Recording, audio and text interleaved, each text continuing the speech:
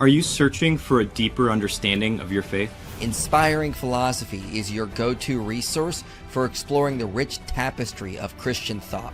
From biblical archaeology to philosophy of mind, we dive into the topics that matter. Our content bridges faith and understanding, offering insights into God's existence and the reliability of the New Testament. Join a community where faith meets reason and discover the answers you've been seeking. Inspiring Philosophy, where faith meets understanding. I'm sorry, Master, but I must go all out. Just this once. I don't like you, Muhammad. Dawa boys, you've left me no choice. Bible's been corrupted, that's your go to line. But you claim the same book, prophesize your sign, twisting every scripture, faking all the quotes, hiding all the facts, trying to keep your boat afloat. Without lies, Islam dies. Perfect preservation, yeah, that myth got wrecked. Worldly Quran don't even match the text. Used to flex science, now you back in the way. Cause camel embryo facts don't hit the same today. Got the Islamic dilemma, you can't solve that. Every answer you give makes the problem snap back. Say the Bible's corrupt, but your own book cries. Bibles are Allah's words, they can't be revised. If Allah's words can't change, then your claims are fraud.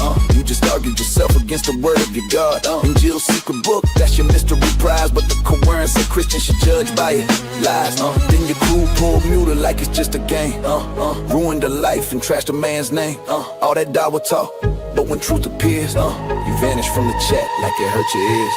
Without lies, Islam dies. Can't hide truth, can't spin those lies. Without lies, Islam dies. Dawah cries when the facts arise. Without lies, Islam dies. Can't hide truth, can't spin those lies. Without lies, Islam dies. Dawah cries when the facts arise.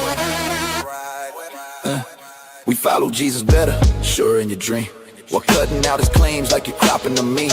Crown off his head, toss his cross in the bin. The smile for the camera like you're still his kin. Jesus was a Muslim, cute little twist. Redefine the word so the facts don't exist. If labels could change what the records prove. If Pharaoh was a Yahweh fan, then Judas stayed true. Muhammad in the Song of Solomon, boy you made your prophet a fruit. Snuggled up with Solomon and came the man of Ozu. Without lies, Islam dies. Can't hide truth, can't spin those lies. Without lies, Islam dies. Dawah cries when the facts arise. You preach perfect text, but the proof ain't there. Half's wash, even your readers don't care. Call the Bible corrupt, but still quote it loud. Trying to find Muhammad just to please your crowd. Song of Solomon, yeah, that's a flesh effect. You just wrote your prophet in the Solomon's bed. Then the man of Val's came riding through all night long, and you say that's true. Jesus was a Muslim, the word plays dead. By that logic, Pharaoh bowed his head. You twist, you spin, but you can't disguise that every dawah claim is built on lies. Without lies, without lies, without lies, without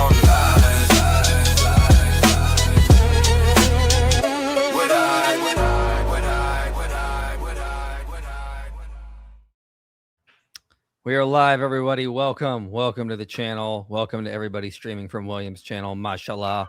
How's everybody doing today? Great. So all of you streaming on William's channel didn't expect that super bass song to play at the beginning. You're all welcome. They didn't. You're all welcome. They didn't, man. I bet they loved it, though. I bet they loved it. They better. Yep. And you can get that song on IP Stream Clips. It's our secondary channel. So for all of it. And also, as Distracting Game says, make sure you 434 that like button. William, tell them what 434 means. I Oh don't my know. goodness. I don't know what that means. Annihilated. Annihilated. No. It's the Quran verse in the Quran verse about hitting your wife is Surah 434. So we say never 434 your wife, but 434 the like button. Go do that, guys. And guys, on my channel, if you're watching, guys, if you haven't subscribed yet to IP's channel, why haven't you?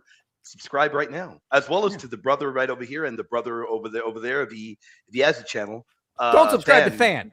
No, Okay, no not one Fan. subscribes to Fan. I don't have a channel. I work for Mike. Oh, there Man. you go. There you go.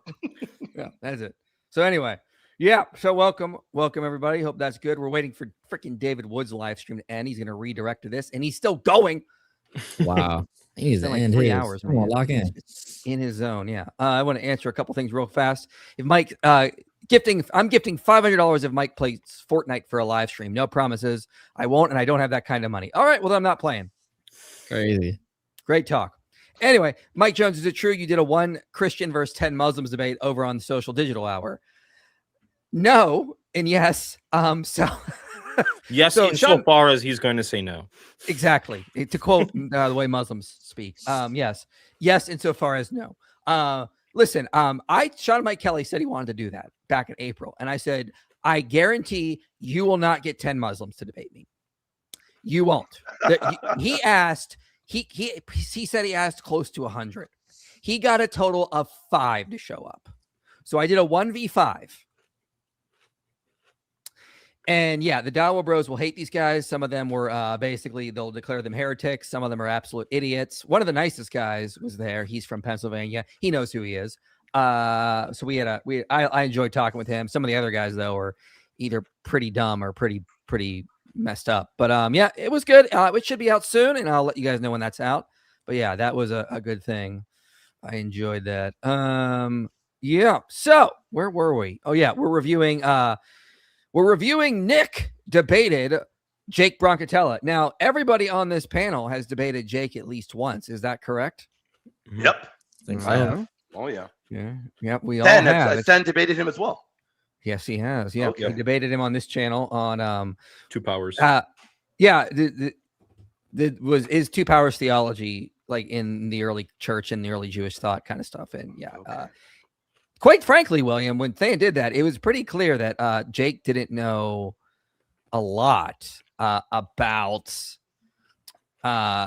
these early Jewish texts, because Than brought up a ton of like Targums and early texts showing that, yeah, there's a lot of 2 powers theology. There's even some Jewish texts who describe God in the second power as homoousios, which is like, Amen.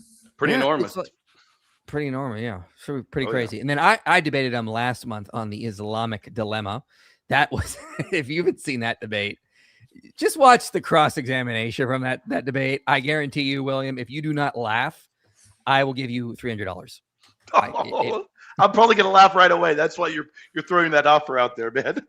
It was pretty embarrassing, some of the stuff he said. Yeah. So I didn't watch, Jake, most- we're I being didn't honest, watch the whole Jake. thing. I woke up at like 2:30 in the morning this morning and couldn't fall back asleep, so I went on a walk listening to the debate. And then yeah. there was a lot of interesting things. from what Very I could see. interesting. I think Yeah. they will be So- very excited to see this. Yep. So then, Nick, you debated him like a week after I debated him on the Islamic dilemma. Yeah. So he was like doing like a debate tour. I guess he Yeah. was on like some sort of like humiliation tour or something, because he went and debated Yeah, me, American then he humiliation debated tour, you, then he went and debated David Wood, and he like it was like, so he was doing some humiliation tour. He just was getting absolutely belted all across the country. I mean, like to be honest, Jake is a very smart guy. Props to him for debating. A lot of Muslims are terrified to debate right now and are running like crazy, like Muhammad Ajab, Ali Dawa, you name it, Korah, you name it. They're all running. Props to Jake. He's smart. He's brave. I mean, I I'll know give he's him not this. doing well. He doesn't mind losing every single time. I mean, because he does lose, but I'll give it to him. Tip of the hat, he's willing to at least come and debate. Many others won't do it. So yeah, I agree with you there. He's not doing well in the debates, but he's going and he's debating. Yep. Yeah. Good. Props to him. I'll tell you that. Yeah. So, yeah. So this was an interesting debate. I can't wait to dive in. I wanted to invite William because William, you've debated him directly on with Justin Martyr, a Trinitarian. Yep. And And I'm you going brought to be up some- debating him again on another what? church father, on whether or not St. Irenaeus believed in the Trinity. Mm. Yeah. It's gonna go the Yeah. same way. No, he doesn't. He didn't learn from the last one. Jake, you didn't learn from the last one in St. Irenaeus. But hey, I'll give it to him. At least he's willing to dialogue about these issues. Yeah. That's something. Absolutely. Yeah. Not that he does well. I saw the debate against the brother Nick, and by the way, tip of the hat, you did a phenomenal job there, Nick. You did a great job. And Jake made that debate made so many admissions that Jake wasn't willing to make in the past. That you guys can correct me if I'm wrong. No, that's exactly what we were talking about before this. Yeah. Right. I mean, I've noticed that there were so many admissions he made that when I debated Jake, and before that, and in fact after my debate, which by the way, get ready, Nick. After my debate against Jake on St. Justin Martyr, I don't know, the guy did like 20 video responses. Get ready for all the video responses. Oh, get ready for that. Good Lord. Get ready for that. Ain't that right, Mike? Mike knows about that. But he wasn't so ready to make so many admissions back then. Hey, hopefully one day he becomes a full-blown Trinitarian. I hope so. Well, like that's the thing. It seems as though he's getting a little more humility in a good way. Not that he's being humbled. It seems like he's going, all right, maybe I was wrong. Because like Jake 3 years ago, William, as you know, was a lot more thumping his chest. Now he's trying to be more scholarly. Good on him. We praise him for that. We want to like encourage him in that, because when we have Muslims like that, we're gonna have better conversations versus debating some of these Dawa bros that are just all rhetoric, all arrogance, and it's like, my goodness, how do we even have a conversation with such an idiot? But that's not Jake. So if he's going in that direction, great. It's just the problem is that, as you'll see in this debate, he gives too many concessions. It's really kind of interesting. Yeah. But let's take these super chats, then we'll dive into that. Thank you, Randy, for gifting 5 Inspiring Philosophy memberships. Slam wants to know, is this a teal super chat? That is not a teal super chat. Teal super chats are $5 or more in American money. What color is that then? What's weird is none of them are going into the super chat goal I set. However, I will keep track of them regardless. So I don't know why none of them are going into the super chat goal. It must be a problem with, it's probably something. Let me see if I can just. It's probably a StreamYard related. It's probably a StreamYard related thing. Yes. Let me see if I can. They've been silly gooses recently. They've been very silly gooses. Yes. Preview upcoming videos. Let me see if I just start another goal. It will work this time. All right. Let's see. Because this one's dumb. Am I actually discovering that I'm colorblind? Because this looks teal to me. It's turquoise. That's not. Yeah, man, you are colorblind. What's the difference? Turquoise is more blue oriented. Teal is more green oriented. Why do the guys think I'm the gay one when you're the one that knows all the differences between these? Like you find differences between colors. To be honest with you, I'm glad I didn't open my mouth. I was going to agree with Dan. I'm glad I didn't open my mouth. I better be quiet. All right, Nick is confirmed as gay. Good to know. I'm the leader of the colors here. This is the proof. I'm trying to get the rainbow flag back, man. You know what I mean? Hey, hold up, Nick. White people don't get to say they're the leader of the colors. We don't say that here. Okay? Don't be saying that. That's racist. Avery. Oh man, LGBTQ phobic, man. I'm calling very Avery. Disappointed. Very, very, very disappointed in you. Anyway, thank you, Randy, for gifting another Inspiring Philosophy memberships. Guys, IP is actually Cathdoxitant. This is true. I knew it all along. I knew it all along, man. They're just missing the Mormon part, and then they're good. How dare you? How dare you? Alhamdulillah. New song idea. No one lies like Uthman. Fake hate crimes like Uthman. Runs away from God logic like Uthman. Oh, I think we got to sing this one. No one lies like Uthman. Fake hate crimes like Uthman. Runs away from God logic like Uthman. He's especially good at disproving Islam. Oh, what a guy, Sheikh Uthman. Sounds good. I like that. I'm sorry. I'd buy that. I'd buy that too. I like it. Somebody get on that. Somebody get on that. All right. Polemic Pulse fan. I don't care. Somebody make that song. I want that. I want that on my desk tomorrow morning. Anyway, my favorite grifter and Mormon is live. Well, David Wood is. They know you're Mormon. That's true. I am. Yes, I have my magic undies on as we speak. There you go. Show us, Brother William. Tell these guys to start going over 7-day Adventism, the cult under the radar. I don't know if Mike has enough time. Maybe one day, right? That's on my channel. That guy. Who knows? Maybe one day you'll go after that cult. Have you done it? Yeah. I haven't gone into it, but I'd be happy to come on and you can teach me. Yeah, I'd love to have you guys on. I'll have you guys on when we do an open panel. We take on SDAs. I'd love to do that. All right. Not in that sense. Anyway, love, fearless, truth, and William. This is great. Let's go. Sorry, Mike. Sorry, they forgot Mike and Dan are chopped liver. Yes, we are. they It's are. fine. It's fine. People, They people do, they just West. care about my body, and that's about it here. All right, it's time. All right, well, we'll just stream for the three of us, I guess, from now on. You have then. no power. Dang it! Okay, anyway. This man, Jake's already trying to cope in the comments. See a super chat, man? What? Jake is there? Yes. Oh, Oh, there's here we go. Jake. I wonder if you guys are going to address Nick's usage of the inauthentic text attributed to Gregory the Wonder Worker on the Trinity. Yeah, just because it's not attributed early on and we don't have early manuscripts doesn't mean, again, it's just an argument from silence. Like I don't grant this passage is inauthentic. Yeah, there needs to be some actual evidence that it is. Like why? And also, he could have gave evidence during the debate that it was inauthentic if he wanted to, but he really didn't. His only evidence was, like on the declaration and this, that, and the third, they never quoted it. He didn't give it. Could have gave any sort of scholars or anything during the debate to prove me wrong that it was inauthentic, but there was no scholars given, nothing. That's an argument from silence if I ever heard one, ladies and gentlemen. Yeah. And a lot of that stuff, I would be curious to see what the scholarship says on that. I want to look more into it, but I'm wondering if it's a lot like circular reasoning. Well, we know these ideas relate, so this has to be a later idea, therefore it has to be inauthentic. What's the actual? If that's going to be the reasoning, that's going to be problematic. Well, I mean, one of the main reasons he gave, he's like, okay, well, this quote is so clearly the Trinity, in which, amen for admitting that. He's like, okay, well, then they obviously, people that knew Saint Gregory the Wonder Worker, they would have quoted that, right? Because it's so clearly the Trinity. It's okay. Well, you're presupposing that. Then you're presupposing they would have, just because it's so clearly the Trinity. Even in the debate with Jake, he said like, well, okay, what was it? Gregory didn't make it up. Gregory of Nyssa. He didn't make it up. Yeah, but he got it Gregory from of Nyssa. So he got it from somebody who someone else put it on his lips, apparently. So according to Jake, from what I got from the debate, if I'm understanding him correctly, it's that Gregory didn't make up the quote, but he got it from somebody who did make up the quote. But if Gregory doesn't know that it's made up, let's just pretend for the sake of argument it is. I don't think it is, but let's just pretend it is. Then he would have just used that quote and not the one that you brought up, Nick, right? Because you brought up a different quote. Yeah, I brought up an entirely different quote. Yeah. So like if I'm like in Gregory's shoes and I see all these quotes from Gregory the Wonder Worker and I'm going, okay, well, I can use this one, or this. I'll just use this one.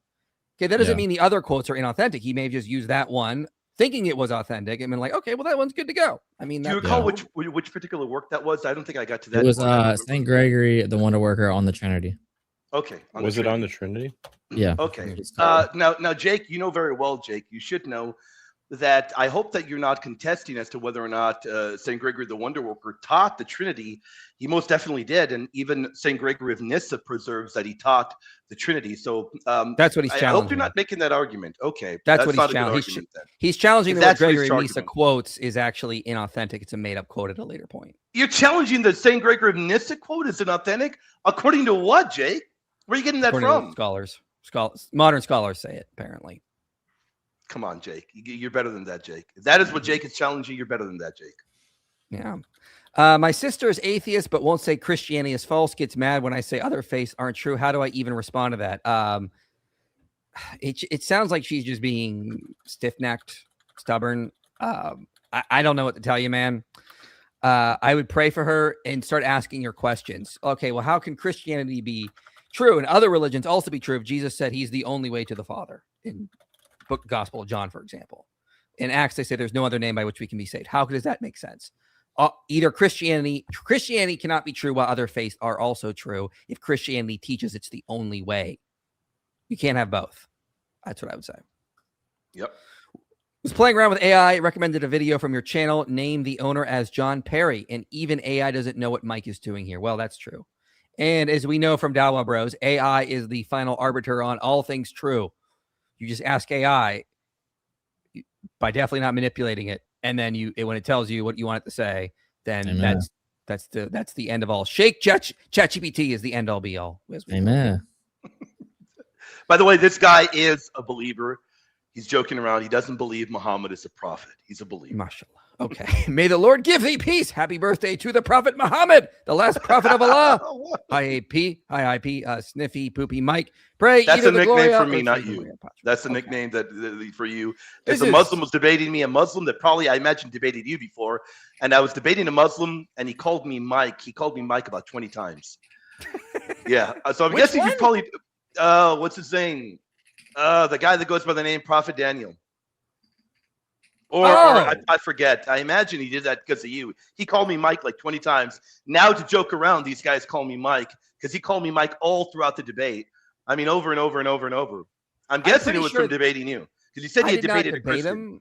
I'm No, pretty sure he called into one of my call-in streams at one point. it was probably that. It was probably Yeah, that, something man. like that, so. Yeah, you know who he is. Whatever. Yeah, somebody. I don't know. It's probably one of them weirdos. Calling yourself Prophet Dan, and he's a Muslim? It's a Muslim. Yep. No, he's not. He can't be a prophet. That's not how that works. Listen, even I know that's not how that works. So yeah, interesting stuff. All right, let's jump into this video here. Nick said he wanted to start at 12:15, so we'll start there, and then we'll just work our way through it. Like, it's a right long after debate, so we'll try to just go to different clips and parts and stuff like that. Yeah, it's a long debate. Some of it sort of just rambled on, because Nick sucks at this apparently, and so yeah, That's crazy. Man. Anyway, let's check on the debate. Back to the show. If we read John chapter 5, verse 19, it says, Then Jesus answered and said to them, Most assuredly I say to you, the Son does nothing of himself, but what he sees the Father do. For whatever he does, the Son also does in like manner. And so I think the interesting part here is he says, whatever he sees the Father do, he does. And it says that the Father shows him all things that he does. Mm-hmm. And so my question is it possible for any man to say that they can do anything that God can do, or they do anything that God can do without it being shirk or without them being contemplated to God? Well, yeah. So to be clear, even I want to be clear on my position. Even if I'm saying that I don't believe that the Old or New Testament clearly teach that Jesus is the Most High God or the doctrine of Trinity, doesn't mean that I don't believe that there's shirk in there. I do believe that there is in both the Old Testament and the New Testament. Already that's crazy. So I mean, already this, by the way, guys, this is the first verse that we brought up in the Bible, and one of the only verses we brought up in the Bible. And already we're admitting that Jesus did commit shirk in the book of John. So Jesus is claiming that he's God in the book of John. That's a major concession. This is an interesting concession, combining it with like my debate with him on the Islamic dilemma about how the Quran confirms our scriptures. Because again, in that debate, we demonstrated the Quran is confirming all of our scriptures. It never partially confirms. It never says it's partially authoritative on truth. Like, and so, like, if you combine that with what some of the things he conceded in my debate with him, it's again, you guys should definitely check out on the channel. I guarantee you'll have a great time. It's over. This is the end of Islam at this point. I don't know how you can get back from this. I get what Jake is trying to do here, and to be charitable, I get he would not concede all that stuff in hindsight. But I mean, like, this is wild, man. This is wild. Yeah. I mean, yeah, it's the thing is, right, like when I'm glad that he admits this, but a lot of Muslims nowadays, they're kind of switching over to finally admitting this now, because they realize the more and more we debate this topic, especially in the book of John, there's no getting around the fact that he's clearly saying he's the Most High God. There's no getting around it anymore. Yeah. It's a wild take. I don't get it. So like, for example, even Arianism or these, what I would call logos theology in early Christianity, I believe is heretical, deviant. I believe that it is shirk, but I still don't believe that it reaches the status of what Trinitarians are looking for. So I just want to say that from the beginning. So to be charitable to Jake, he seems to be saying, okay, yeah, it's shirk according to Islam, but he doesn't think that maybe John is giving you, Nick, what you want, like the idea Jesus is the Most High. Right. Yeah. But I'm going to show that can't be I mean, it doesn't make it, because even in John 5, I mean, nobody can be the Most High God or nobody can not be the Most High God and then do everything that the Most High God can do. Doesn't make any sense. Exactly. So in terms of Jesus saying this here in this passage, obviously I don't even want to say what I would want to do, because I don't really care, to be very honest with you. But if I was going to try to, I would try to say, well, I know it sounds very general, like absolutely anything that the Father can do, the Son can do, but it doesn't really mean that. And here's why. And then I'm maybe going to go to other passages where it seems like Jesus can't really do everything that the Father does.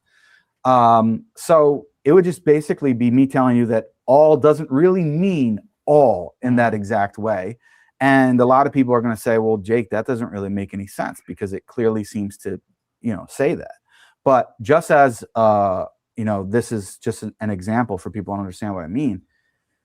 Hyperbolic language can be used in that way, and yet there can still be exceptions to the rule. So, for example, when we say that God created all things, well, and atheists try to use this sometimes and get funny and say, well, God is a thing, so does that mean that he created himself? Well, obviously not. So even in that, there's an exception to it. So I grant that this presents a high Christology. I grant that John's gospel presents a high Christology, or even Paul, who's writing earlier, even according to the Christian tradition. So oh, wow. You got me there. My eyes right away open. I was looking down. Yeah.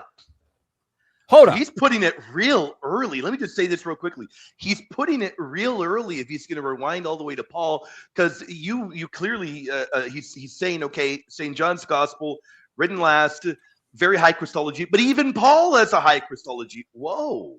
Amen. Hold up. There's a lot of consensus in this debate, I'm telling you. William, many moons ago, you and I did a stream where we reviewed Dale Tuggy debating James White, and like if we put up some slides here, like you still got them. Yep, I still got them. Yeah, so like if we just go to Paul, like in Romans, for example, high Christology, great. Well, he's quoting passages about Yahweh and applying them to Jesus. So yes, Jake. Not only does Paul have a high Christology and he's early, he is saying Jesus is Yahweh the Most High. He's the Most High. If we go to pre-Pauline literature, so again, the hymn that he cites in Philippians 2, similar thing. Again, he is citing passages from Isaiah. No, not him. He's citing this early hymn, as scholars agree, is pre-Pauline. So even earlier than Paul is this hymn, once again declaring Jesus is Yahweh the Most High by citing Isaiah passages about Yahweh and applying them to the Son. I don't know what to say. Like if you're granting that Paul has a high Christology, there's no other way to put it. It's so high that it's basically it is that he's the Most High. I don't know how you get around this now. There's no way. And Jake says we're ignoring his last super chat. If you want to read his last super chat, I mean, usually the way it goes, Jake, is usually people go in order. Super chatted it. I mean, people go in order though, Jake. I mean, nobody's ignoring you. Okay. Oh, here it is. Okay, I'll put it on the screen. I'll get there, man. I'm looking at like 8,000 things. Yeah. Anyway, what does it say? All right, I have to read this because it's in all caps. So you'll excuse me. All scholars say on the Trinity by Gregory the Wonder Worker is not authentic. Provide a single scholar that authenticates it. Newsflash, you can't. So 2 things. Number 1, he's saying all scholars. Like there's a lot of scholars that even discuss this topic. There's like 5, maybe. I don't even know. I would love to see if he could do this. Could you list 5 scholars, Jake, right now that say it is inauthentic, it is in fact a forgery? Because even people like Alexander Roberts, right, who edited the Ante-Nicene Fathers, he listed as uncertain, but he still listed under the name of Gregory the Wonder Worker in the volume of the Ante-Nicene Fathers for his works. And so even he is not completely certain that it's a forgery. If he was, he wouldn't have listed it at all under his name. He would have said it's a forgery. And so even some of the people that we go to, they're not completely saying it's a forgery. They're saying that it might be uncertain. It's possible one way or the other. So, I mean, I'd love to see if you could show like five scholars with sources where they say that it is undoubtedly a forgery. And like, just to add to this, I'll admit I've not studied this specific topic that much. I probably will now, but like scholars are very wary to say, yes, it is definitely a forgery. Sometimes you'll get that, but sometimes they'll be like, it could be, it's a possibility. They'll explore the different options. And even that, sometimes some of their arguments are just bad. Like, again, sometimes you'll see circular reasoning in this area. Well, I think this belief didn't come about till after Nicaea. Therefore, this would have to be a forgery. I'm not saying that's happening. I'm saying that's my first initial thought, given everything I've studied on dating of the Pentateuch and other stuff that they try to say is like late beliefs that come in later. But yeah, I'd like to see some of that stuff. Yeah, I mean, anyway, so Jake, we'd love to see. I'll be checking out the comments right now. I mean, Jake, we'd love to see if you could post 5 scholars that say that it is undoubtedly a forgery. Not that they're just saying it's dubious, right? Because that just means that it's uncertain. Okay, it might be from them. Or I would love to see you, Jake, because all you said was lies on that comment. I would love for you to actually list 5 that say undoubtedly it is a forgery. We'd love to see that, man. All right. Let's get back into this debate here. Let's jump to the Gregory of Wonderworker stuff, since that's what we're on now. Okay, yeah, that's cool. Isn't talked about as much there. I agree that in the New Testament, the Son is talked about a lot more in the sense of openness of who he is. In the Old Testament, we obviously believe the Son is the angel of the Lord. We believe the Son is called Yahweh in the Old Testament, etc. Now, that doesn't give you the distinction that we arrive at in the New Testament, where the Son is considered to be the person who's being spoken to by the Father, the person who is incarnate apart from the Father, the person who is being baptized here on earth doing miracles. So I totally agree with St. Gregory here that this is what it's speaking about. I don't think that necessarily he's saying that it's not open in any way, shape, or form, but just in comparison to the Father. And on that note, instead of talking about, I have another St. Gregory that I like to mention, who's St. Gregory the Wonder Worker. And I wanted to get your thoughts on this quote. And so this is St. Gregory the Wonder Worker on the Trinity. And I have the link if need be as well for whatever. So he says, but the word of God is substantial, endowed with an exalted and enduring nature, and is eternal with himself, and is inseparable from him, and can never fall away, but shall remain in an everlasting union. The word created heaven and earth, and in him were all things made. He is the arm and the power of God, never to be separated from the Father, in virtue of an indivisible nature, and together with the Father, he is without beginning. The Word took our substance of the Virgin Mary, and insofar as he is spiritual indeed, he is indivisibly equal with the Father. But insofar as he is corporal, he is in like manner inseparably equal with us. And again, insofar as he is spiritual, he supplies in the same equality the Holy Spirit, inseparable and without limit. Neither were there two natures, but only one nature of the Holy Trinity. Hey, quick break from the show. Shut up, Brian. So wait, now what was the source on that again, Nick? Nick? Oh, he's muted. Uh-oh. Nick? Oh, my fault. I was saying it's St. Gregory the Wonder Worker on the Trinity. You can find it on New Advent. Okay. I mean, and the reason why like Jake is so keen on this, and I just want to say, by the way, that he has not listed 5 scholars, so we can all be sure here that that's not true. That all scholars say is a forgery because he hasn't even named 5. But the reason why he's so keen on trying to sort of make the fact of light that this is a forgery is because, I mean, this is so clearly the Trinity, like early on. Like this is literally, like there is nothing more clear than this earlier than this work. It's crazy. Yeah. But I want to, one point that I want to add, Jake, you're correct about the statement being made. Well, actually, Nick, you pointed out how even the Roberts work, it says that it's questioned. But what are you contesting, Jake? Are you merely contesting that that work is questionable? Why don't you deal with the fact that there is no doubt St. Gregory the Wonder Worker repeats the very same theology in other areas that are not contested? I mean, I think that you're picking a hill to die on that you know is not going to go well, because we are very well aware, and Nick even knows it because Nick did the research beforehand. He even quoted what Robert said earlier in the show. Why are you arguing this as if St. Gregory the Wonder Worker didn't teach this? He most definitely did. And St. Gregory of Nyssa preserves that in a work that is not contested. In fact, you can open up, which you should know better, Jake. You should know better. You can open up the CUA edition, which does rely on the very best critical edition of St. Gregory the Wonder Worker, and you can go under the works, even under those that are considered genuine, and he will have his Trinitarian teaching repeated in a work that is preserved by St. Gregory of Nyssa. So I don't get what he's trying to argue. Are you contesting that St. Gregory, a very early witness, believed in the Trinity? Because if you're contesting that, it isn't going to end well for you. No, not at all. And by the way, it's funny how he said we're ignoring what he said, but then as soon as I asked him to show 5 scholars, he just completely ignored it in the comments. So who's really the one that's ignoring stuff here? See, now he addresses William, so he's still he's hearing everything, but he's still just hold on, not address it. Wait, hold on, Jake. What am I lying about, Jake? Jake, hold on, Jake. What am I lying about? I would like for you can get a clip of the audio, the video here. What have I lied about? I'm curious, guys. What have I lied about? Have I stopped and I said, hold on, guys, I'm going to name scholars that have authenticated that. I'm telling you, Jake, stop trying to make a big issue out of it. You know the very same teaching is found elsewhere. You know that, Jake. You know that teaching is found elsewhere, Jake. You know that. Nikki You're Poo. right. I mean, it's so real. That's the real. Is that Jake. really? Is I that mean, really? listen, Is that really Jake? No. Oh, But it's not him. Okay. no, but again, it's just funny. He's just literally completely dodging what I asked him when I sat there and I obviously asked him. I obviously asked him to name these 5 scholars. So, and I'd love for him to. Yeah, go ahead. No, yeah, I mean, yeah, we'll get to that. Let's watch a little bit of this because there's some interesting stuff here. What part of this quote, because it's a long quote, what part of it do you want to focus on that you think explicitly makes him co-equal and co-eternal with the Father? Well, when you say co-eternal, it's the fact that he says he literally has no beginning.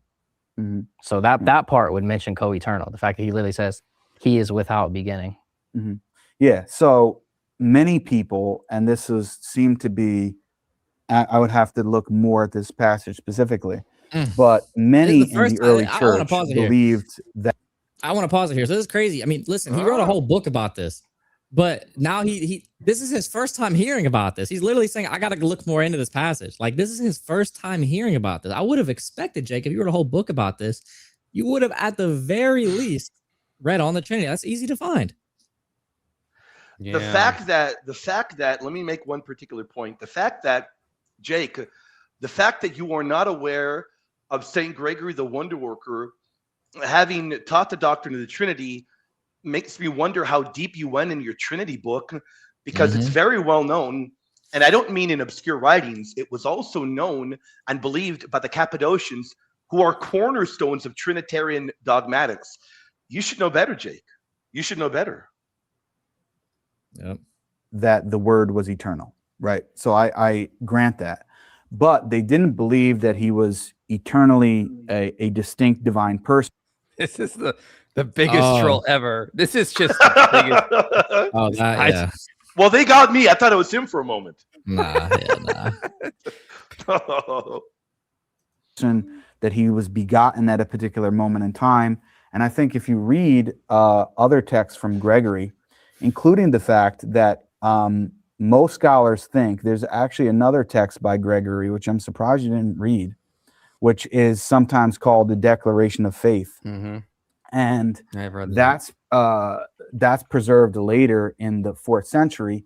Most scholars actually think that this is a forgery, that this was not initially written by Gregory the Wonder Worker.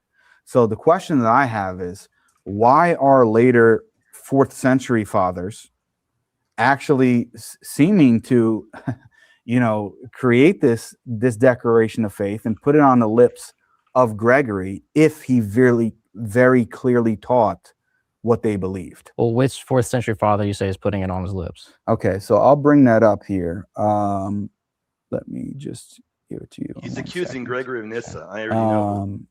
So it's Gregory of Nyssa. So crazy. Well, yeah, I mean, that's, yeah. Yeah. So here, let me see. You're saying Gregory of Nyssa is the one who's putting it on the lips of Gregory the Wonder Worker? Yeah. So I'll give you a quote here. This is from, let's see the reference, 648. This is from a scholar called Slusser, who wrote a text on Gregory, and he says this. 1 second. 658. I'm just trying to find let's just move ahead. Crozo's portrayal of Gregory's ideas is affected by 2 factors about which I disagree. Crozo's acceptance of the so-called creed of Gregory from the life as genuine, rather than a forgery by Gregory of Nyssa. I believe that Luis, some of these names are hard to pronounce, Abramowski, has made a persuasive case that the creed was constructed by Gregory of Nyssa as part of his attempt to bring Christians of Neo-Caesarea into agreement with the rest of the church after the Council of Constantinople in 381, when the emperors made him a standard of orthodoxy for Pontus. Luis Abramowski believes that it was delivered after 381 after Gregory of Nyssa had been thrust into prominence by his designation as one of the standards of doctrinal orthodoxy by the Emperor Theodosius. And then I have other quotes here. It seems that the majority position of the modern scholars is that this so-called declaration of faith or creed was actually written by Gregory of Nyssa and put on the lips or by the pen of Gregory the Wonder Worker. And what I'm saying is, if he was aware of the text that you just read and that Gregory was clearly teaching the doctrine of the Trinity, or the idea that the Son is the Most High God apart from the Father, then why would he need to do this? Well, I'm curious, what is the evidence behind that this was Nyssa who did this? Okay, so he says here, one second. I'll give you the other quote for the evidence. This is by two other scholars. I'll just read you the quote, and then I'll give anybody who wants any of this stuff, I'll give it to you. It's all in my book anyway. So he says here, a profession of faith is contained in Gregory of Nyssa's life of Gregory the Wonder Worker. Its authenticity has likewise been recently called into question. And he cites also by Abramowski, this is another scholar. The profession consists of 4 articles having to do respectively with the Father, the Son, and the Spirit, and the Trinity. There is no reference to the incarnation.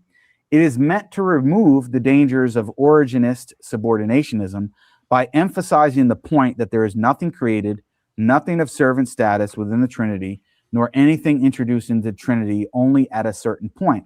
The breadth of the last 2 articles cannot easily, so this is the part of the argument, the breadth of the last 2 articles cannot easily be fitted into the 3rd century, since the points taken up in these 2 articles were still marginal at that time. Whoa. This is what I was saying earlier, ladies and gentlemen. This is what I was saying earlier. Than, we see this in scholarship all the frickin' time, and it's so annoying how philosophically inept a lot of these guys are. Yep. You just cannot do this circular reasoning crap. No, these ideas were not really believed this early on, so they have to be later. Therefore, it's a forgery. My goodness. It wasn't taught then because it wasn't taught then. Of course, it's not going to be taught then. Every work wasn't taught. Yeah, I'm looking at. By the way, I just want to say too that so far in this quote, this quote was supposed to be showing the evidence for Gregory of Nyssa putting it on the lips of Gregory the Wonder Worker. Gregory of Nyssa hasn't even been mentioned yet, by the way. Just want to make that clear. Yeah, I'm just going to back it up again because I'm like, okay, this is what I'm talking about. Like, I see this all the time in Pentateuchal research. Well, we know that there was no monotheism in the time of Moses, so this all stuff had to be much later. And so it's like, it's so incredibly stupid. Like, I'm just so sick and tired of hearing just this circular reasoning from scholars. And then that's their evidence it was later. Like, I get you're an expert in scholarship. It doesn't mean you're an expert in basic philosophy. And this is just circular reasoning. But let's just hear it again. Maybe I misheard it, but it really sounded like this was circular. The breadth of the last 2 articles cannot easily be fitted into the 3rd century, since the points taken up in these 2 articles were still marginal at that time. In addition, Basil of Caesarea, who was well acquainted with the heritage of the Wonder Worker, says nothing of this formula, even in circumstances in which it would have been useful to cite it. Okay, so that's an argument from silence. That's ridiculous. That's a terrible argument. So what if St. Basil doesn't bring it up, right? So what if St. Basil doesn't bring it up? It's a terrible argument. Yep. We have circular reasoning. We have an argument from silence. This is the evidence that it has to be inauthentic. And this is so, like, what is what's the paper by Tim McGrew on arguments from silence? It's literally titled Arguments from Silence. Yeah. If you study Tim McGrew, who's a philosopher, he'll say, like, just think of all the examples we have. Like, Marco Polo goes to China, never mentions the Great Wall of China. Does that mean how could he go through? How could he go through China and not mention the Great Wall? Like, Ulysses S. Grant wrote an entire diary of the Civil War, sometimes day by day, never mentions the Emancipation Proclamation. So, like, think about Josephus, for example, mentions that Herod Archelaus slaughtered a bunch of Jews in the temple and canceled Passover. No other ancient author mentions that. Does that mean it didn't happen? No. Like there are so many reasons for silence that this is just an abused argument over and over again. Given the lack of brevity by church fathers and the amount they can write about, the amount that they can quote, they don't need to always be citing certain things from church fathers that are earlier than them to support their points. For example, William, you know this, for example, like how many verses in the Bible can we use to support the Trinity? Right. Yeah. Imagine if like Go ahead. Yeah, no. I was going to say, like, imagine if like I gave like a 10-minute presentation on the Trinity, and then I sat down, and you were like, "You see, he did not cite Isaiah 48:16. This means he doesn't." Or you see, he left out the book of Revelation. Or you see, he spent the majority of the time in 1 Corinthians. You're always going to have people nitpicking one particular thing. What does it matter if St. Basil doesn't ever bring it up? St. Gregory already did. Gregory of Nyssa did. And let me read something that comes from one of the top scholarly works on Gregory of Nyssa and St. Gregory the Wonder Worker, his preservation of this text. You can find it in the COA edition of the authentic works of Gregory the Wonder Worker. Now, Jake, let me repeat one more time. Let me repeat it again. Let me open it up. Jake, you love doing scholarly work. I imagine that you've got this edition. You know that if you purchase St. Gregory Thaumaturgus, his life and his works, and you go under the section of the life, and then you can see that only genuine works are included here. This is what is said. The oration of Gregory of Nyssa, which goes under the title of the life of Gregory the Wonder Worker, is, as was noted above in the general discussion of Gregory's life, thought to be the closest of our many written accounts to the oral traditions in Neo-Caesarea about their founding saint, meaning he didn't create it. He didn't invent it. There you have it, Jake. Yeah. So wait, who was that again? That's the actual CUA edition, scholarly edition, that gives an introduction to this actual text. Okay. On the exact text that Jake is saying right there. Well, look, all these scholars attack it. You can find this. This is the actual CUA edition. Okay. Wait a minute. Can you email me that? Wait a minute. Did Jake just not say that exact edition from Michael Slusser? You quoted that to support you. That's the exact one I'm reading. Why didn't you read that portion? Huh. That is the exact one that you're reading. Wait, could you rewind to what he says about the incarnation? He says something about the incarnation.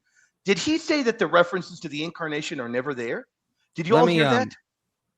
Let me pull. Yeah, he said, the incarnation wasn't there. Yeah. Did he say that Slusser says the incarnation is not there? Incarnation. Well, I gotta find it in this long thing. Hold up. Oh, let me see here. I'll go back to here. Let's see what we say. The profession consists of 4 articles having to do respectively with the Father, the Son, and the Spirit, and the Trinity. There is no reference to the incarnation.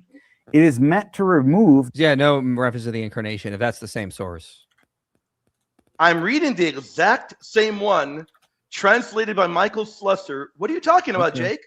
He says the references to the incarnation are exceedingly rare. Now, he doesn't say there are no references. He says that they are rare. Now, rare and no references, that's a big difference there. And I could have sworn I heard you say that you're talking about the exact same work that I am reading from.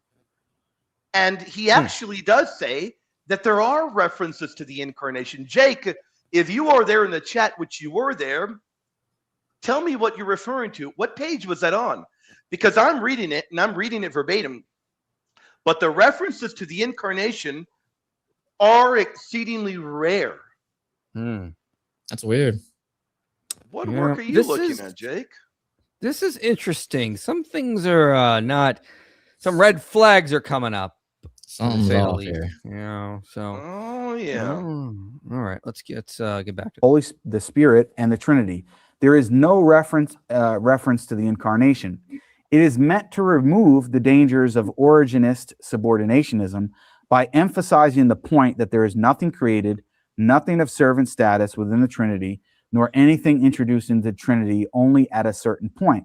The breadth of the last two articles cannot easily, so this is the part of the argument. That's The circular. breadth of the last two articles cannot easily be fitted into the 3rd century, since the points taken up in these two articles were still marginal at that time. In addition, Basil of Caesarea, Still circular. Doesn't matter how many times we hear it. Caesarea, who was well acquainted with the heritage of the wonder worker, says nothing of this formula, Argument from silence. even in circumstances in which it would have been useful to cite it.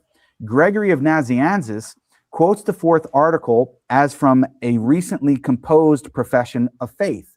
While it is difficult to imagine Gregory of Nyssa forging anything, for it would have been quickly denounced, it is likely that at least the last two articles were formulated in the second half of the 4th century. So he's saying the ideas that are present in this text don't exist in anyone else at the time before that, in Gregory's time.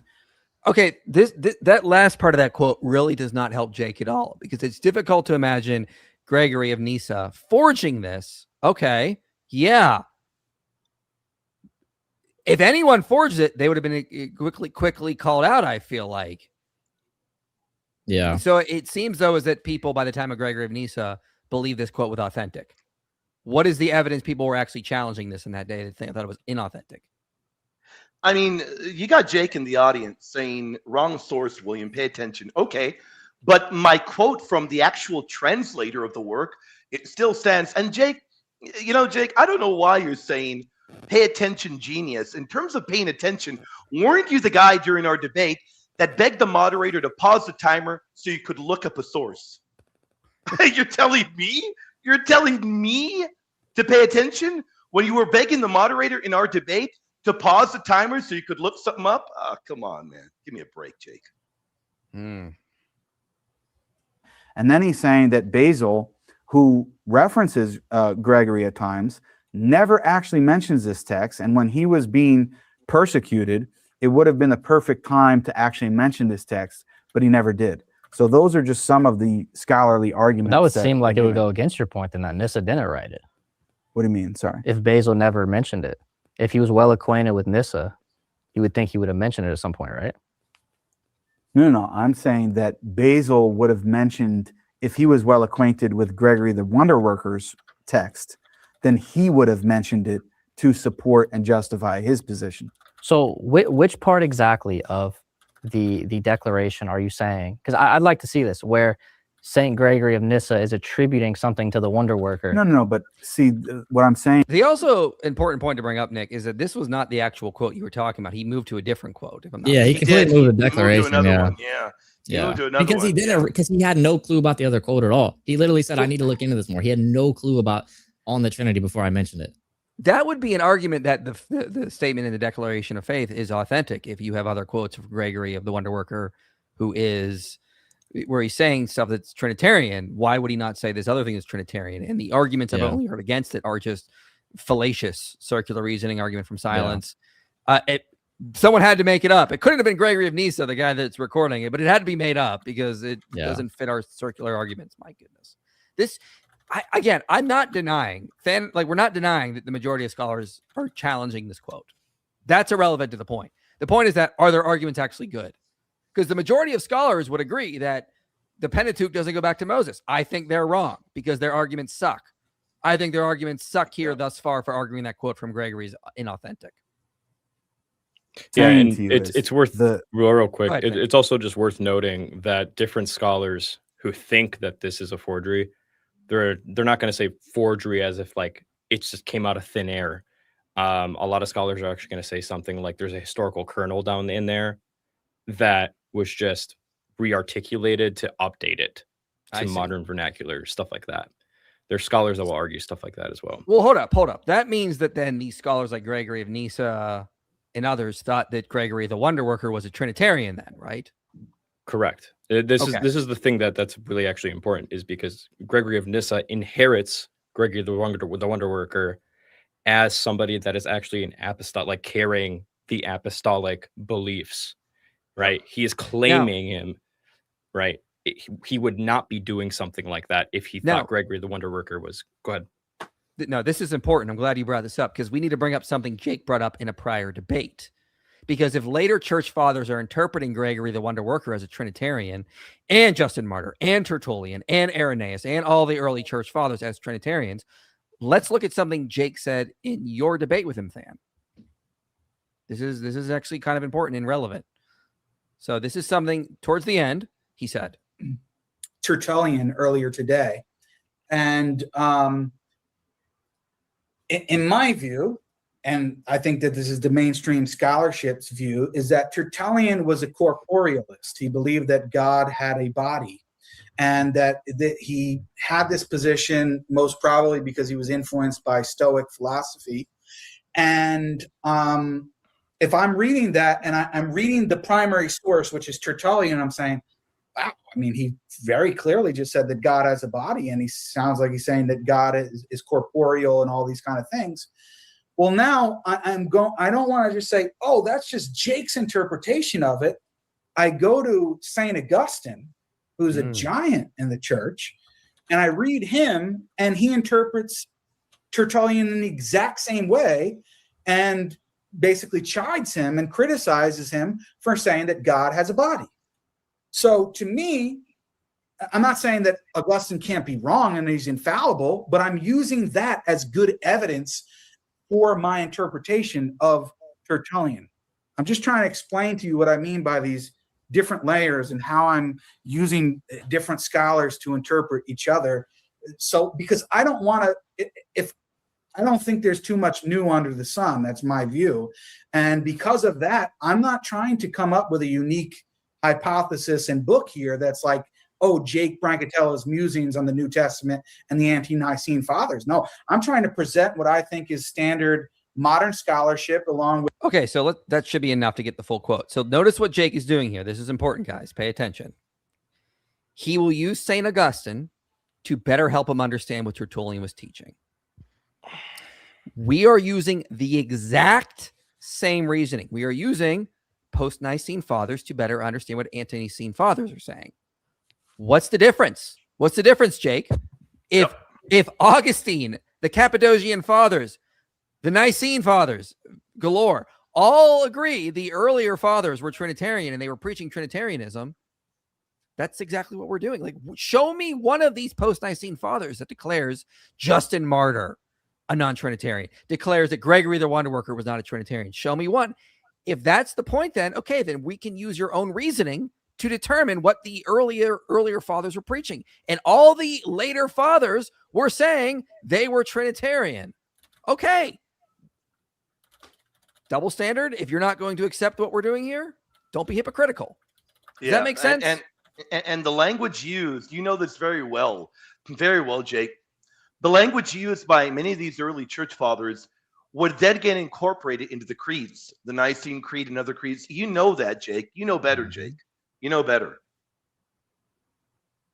Yeah. So, I mean, like, again, just I want everyone to pay attention. This is important reasoning. And Nick and I were talking about this before we went live.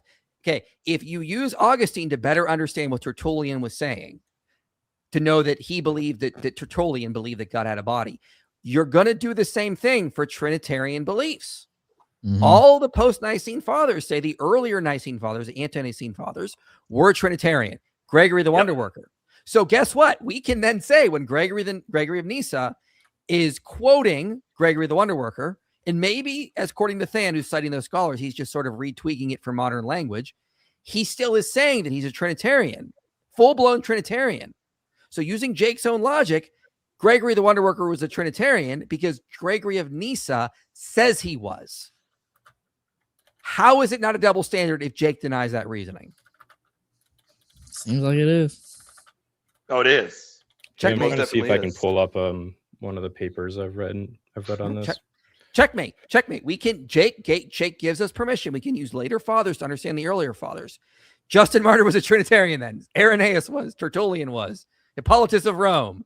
I mean, Wonder Worker. Who is it at this point? I don't know. Food for thought, ladies and gentlemen. I remember that quote when you were debating Jake, and I was moderating, so I didn't jump in. But I wanted to say it there. I'd be like, wait a minute, hold on. You just kind of gave us something that will haunt you later. Because I remember that, when William and I were going back and forth with him, he was saying, no, the earlier fathers were not Trinitarian. We brought up this exact issue. We were saying, but none of the later fathers declared them heretical. Exactly. That's a great point there. This is an enormous point. Anytime you were heterodox, if you were a heterodox, you would be condemned in the early church. You're not going to end up on the calendar of saints that they're going to venerate. It wasn't going to happen. I mean, come on, give me a break. There's a reason that they're honoring fathers like St. Justin the Martyr and all of these other figures that are brought up, St. Hippolytus of Rome, St. Ephraim the Syrian. There's a reason they're venerating them, Jake. They were Trinitarians. And any of the figures that were not Trinitarian, well, they don't venerate them. They don't venerate them. They don't land on the calendar feast day to be venerated, to be honored. I mean, Jake, you should know better. Yep, it's over. That's a... I mean, now we're just going to be able to just use Jake's own reasoning and say, the later fathers are right in their interpretation that the earlier fathers were all Trinitarian. Whoops. Let's do these super chats. We're kind of getting behind on them. Invite Majesty of Reason for a testimony. Yeah, well, he was supposed to be on tomorrow. He's getting super busy with all of his requests. He's supposed to be on next week. We're going to try to get that set up. So keep him in your prayers too, guys. Like, there's just a bunch of goofiness happening. Oh man, as you can imagine. So I've seen it online, man. IP, you crushed Jake on the cross-examination. That was so brutal. I almost felt bad for him. Thank you. I appreciate that. That's a key word. Almost felt bad. Almost felt bad. Yes, it's pretty crushing. Thank you for all of the shekels. We appreciate Benjamin Netanyahu sending us these new shekels. We appreciate it. Amen. We have Williams. Weird super chatter here. Yeah, calling me Mike. A bunch of haters, man. Haters. How much for Than to shave his mustache? Than, how much to shave your mustache? You're Greek. It'll grow back in like 2 days. Yeah, it will grow back in 2 days, but I like my facial hair. I really want like an Xbox so I can play GTA 6 when it comes out. So buy me an Xbox and I will shave my mustache. How much is an Xbox? I don't even know how much an Xbox. It's like $500. All right, so if you send in a donation, not a super chat, or money for a hunting rifle, I will let you decide if I get an Xbox or a new hunting rifle. Listen, he's already said his goal. I will keep my email open. I wouldn't shave mine for anything. Okay, there you go. Dude, my hair grows back so fast. It's insane. Mine too. But I do shows every day. I look like 10 years old, man. I'm gonna do that. If somebody goes to the website inspiringphilosophy.com and sends in a $500 donation, Than will shave his mustache right here on the stream, ladies and gentlemen. I will. I'll do it. I'll do it on stream. I'm serious. That's crazy. Wow. Some weird super chatters coming over from William's channel. Don't know what's going on here. Come on, guys. Make me look good, guys. Come on, man. It's too late. It's already over. Come on, guys. Oh, man. Yeah. I love this too. I love when Muslims quote Liban. It's a Trinitarian. Yeah, like Muhammad Hijab did. That's like you guys. That's so stupid, man. Hey, IP, been a huge fan since your viral Easter video. Thank you. You've truly helped me strengthen my faith, and I hope that I can attend the seminary next year. I pray that God continues to use you and Than to spread the faith. This is great. Thank you so much. It's good to hear. Do you have any papers, books on New Age spiritualism? I need help defending, explaining the faith to a friend. I don't have any because it's just so there's not a lot of sources out there. I've been studying a lot of New Age stuff. There's just not a lot of sources out there because it's not like there's no rules, dude. Like people just make things up. And it's all over the map. Yeah. Yeah. So it's like, if you go to my TikTok, you'll see a lot of videos of me refuting those morons. So maybe go through, there's a lot of stuff on that. I mean, again, it's just weird stuff about pyramids and chakras. Was it 2 weeks ago? We had a guy in a call-in stream, and I got to use some of my niche knowledge of Hinduism to talk to the guy, if you remember that, Mike. But it's like, I don't expect you guys to go that deep into things. Like it's all retarded. It's tough. William collaborating with IP. What a collab. Exactly. What is a collab is the question we should be asking. There you go, man. Hey, IP, I'd like to know your thoughts are on the Vilenkin model and if you'd be willing to debate. Allegedly, Ian, thanks, God bless. So I think that's the model that the universe spontaneously comes into existence through quantum tunneling, which I don't see how that escapes theism, because the idea is the quantum realm would be eternal, and then it somehow gives rise to our physical realm, classical space-time, that is, which is exactly what theists have been saying for thousands of years, that our universe came from an eternal universe, was created by an eternal universe. Okay. Yeah, sounds very theistic. I don't see how that would be a problem. And it also would just point to an idealistic worldview, because the quantum realm is not material. It reduces to information, as Miner Kuhlman would note, as well as, other philosophers of physics. So yeah, this is wouldn't really be a problem for us. It doesn't escape theism. It points to theism. Did the prophets sleep with men, or is that made up? William, this is your super chatter. Okay. Oh, man. Oh, it's for my channel, man. It's yours. It's your channel.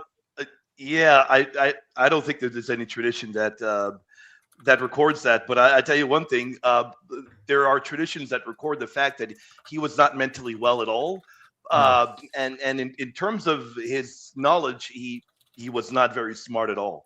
So I'm not aware of any tradition that records that he slept with men. That I'm not aware of at all.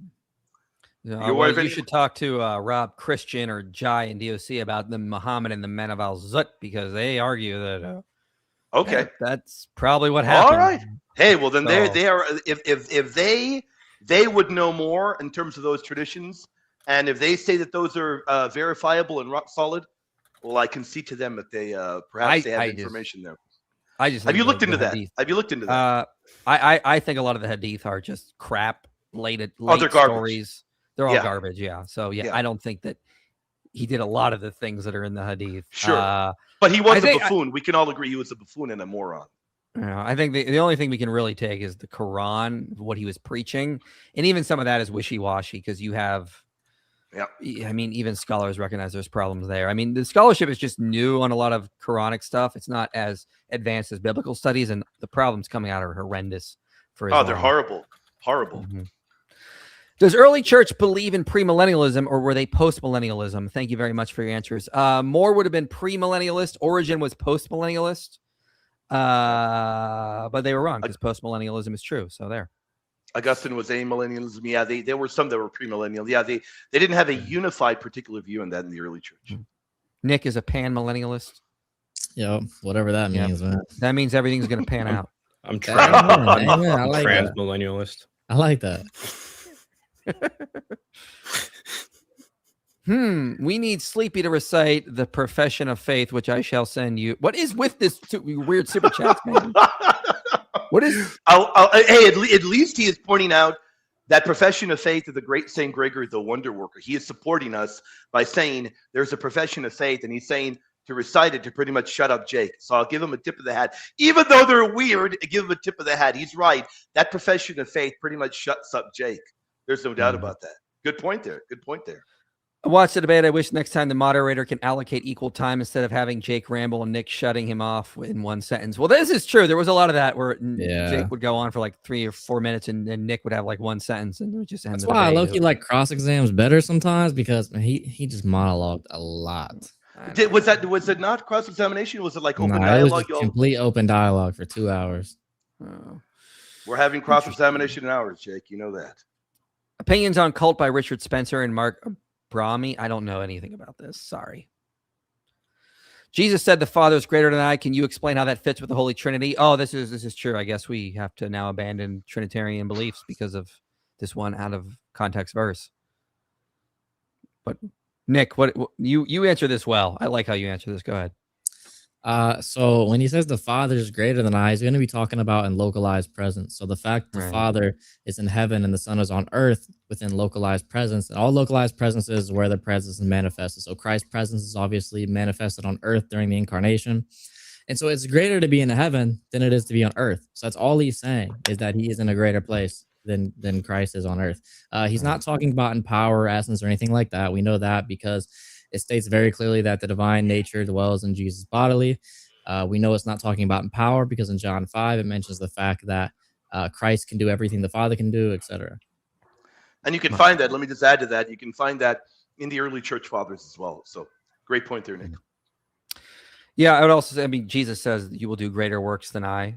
That doesn't mean they're going to be more powerful or Yeah, something like that. right. Saint Gregory was the teacher of Saint Macrina the Elder, the grandmother of Saint Basil the Great, and Gregory of Nyssa. What I lie Yeah, about? I don't think I lied about anything. I don't think. I think he's talking about Jake. I don't know. Oh, okay. I got you. Yeah, that's a great point that James made right there. Look at the connection we have. Look at the connection we have. This is what you were mentioning earlier, Mike. The connection we have in the early fathers, that unbroken chain of testimony.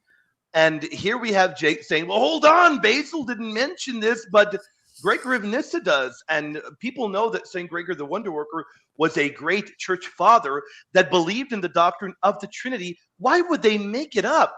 Why would they make it up? They had no issue condemning heretics, did they, Mike? No issue at all. They said Tertullian had heretical belief. They said Origen had heretical beliefs. Right? They never said that to Justin Martyr or Gregory the Wonder Worker. I mean, like, never. Yeah, would not have worked. Would not have worked. So I mean, yeah, there's no reason to think they made it up, and the arguments against it seem to be fallacious. I just think a lot of the scholars take a very hyper skeptical view on this and are using very flawed logic on this. But again, they're not philosophy experts, so we get a lot of this in scholarship. If you guys dive into Old Testament scholarship, it's a pain in the butt.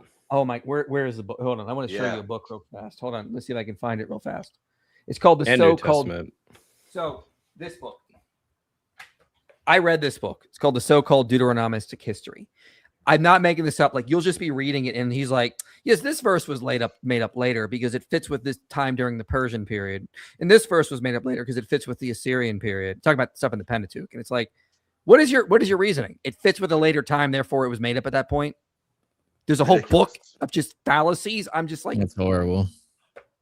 I had to write a book these days. Wait a minute.